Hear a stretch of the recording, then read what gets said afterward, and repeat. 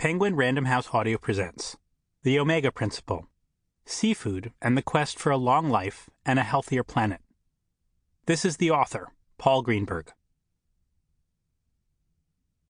For Tanya and Luke, Essential Supplements.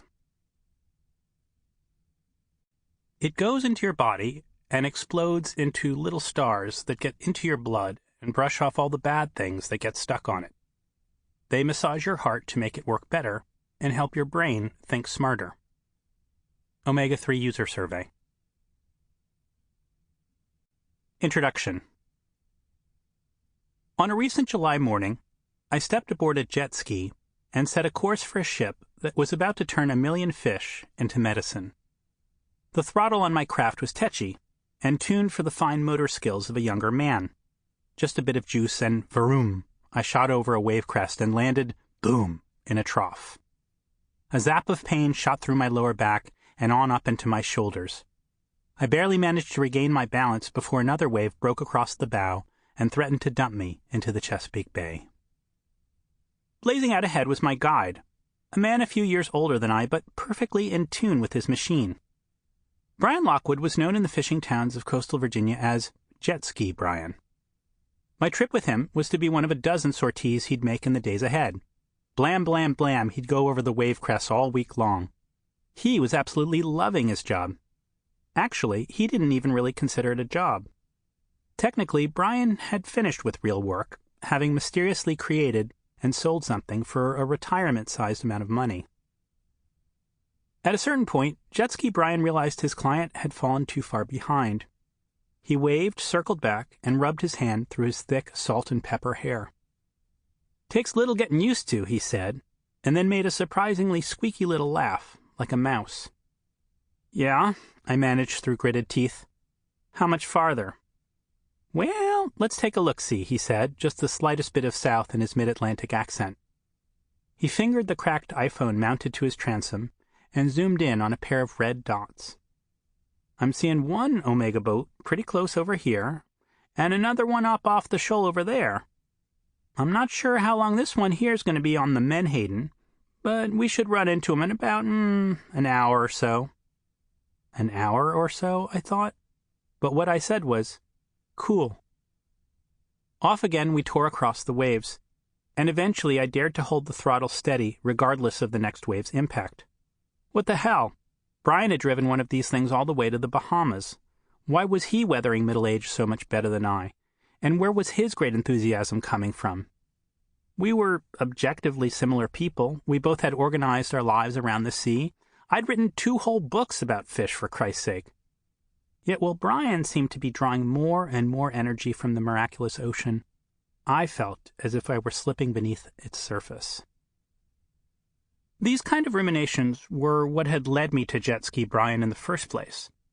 I'd sought him out because he promised he could help me witness the extraction of a substance that had lately come to occupy my thoughts, a substance upon which I had unwittingly built an entire career. This substance, this host of molecules, hadn't much concerned me when I was younger. In fact, I often bridled when my older readership mentioned it. They were fixated on it, obsessed to the exclusion of all other matters relating to the sea. But now, as I rounded the corner of my 47th birthday and caught sight of 50 in the middle distance, that substance had started to come more clearly into focus.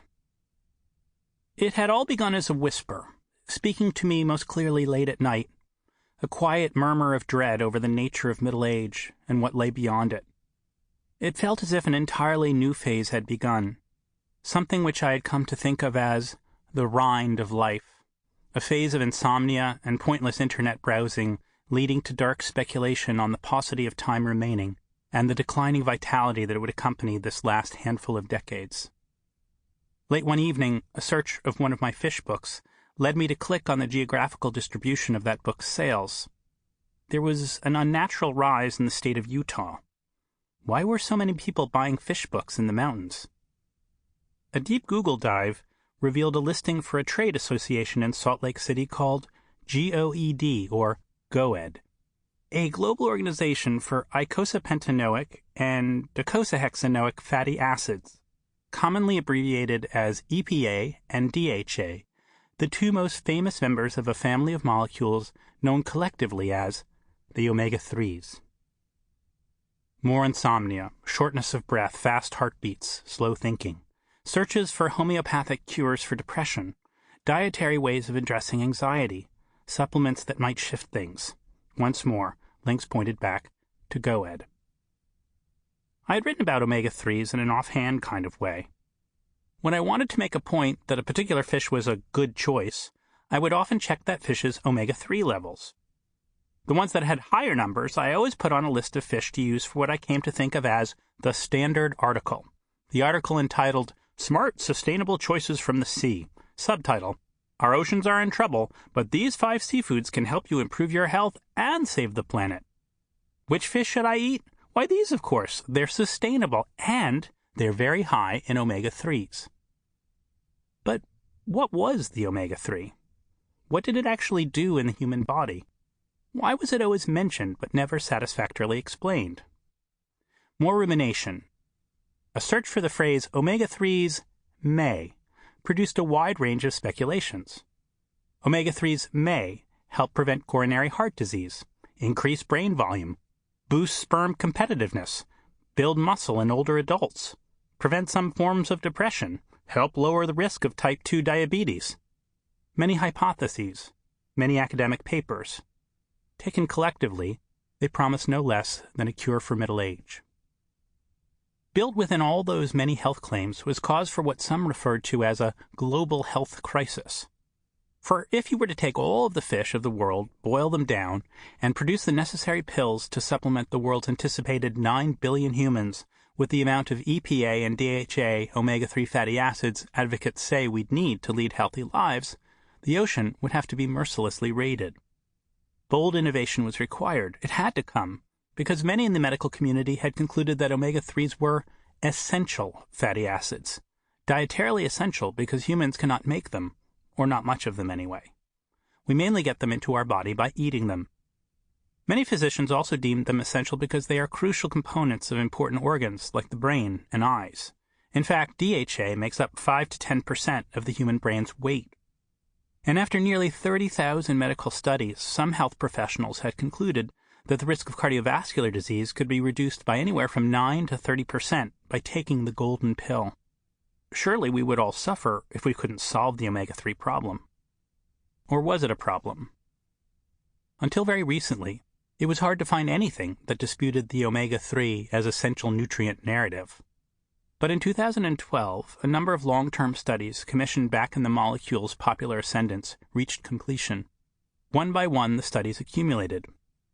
A 2012 meta-analysis by Evangelos C. Rizos and colleagues published in the normally definitive Journal of the American Medical Association reviewed nearly 24 of the recent studies.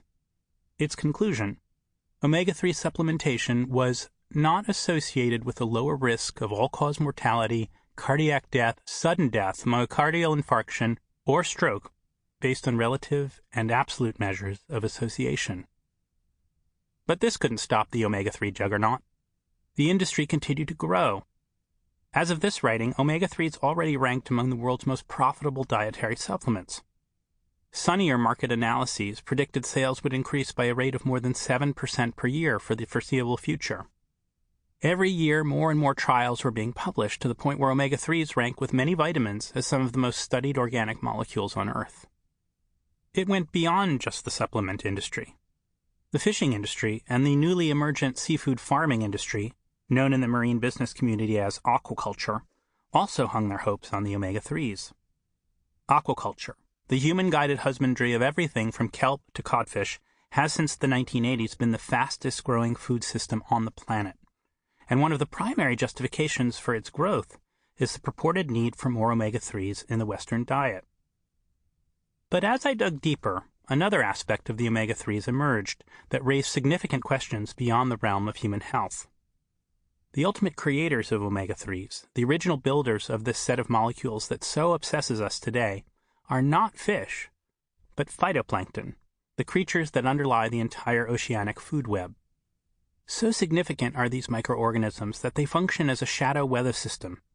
They create half of the world's breathable oxygen, and an equally impressive amount of the world's carbon at one time or another passes through their membrane. Sample complete. Ready to continue?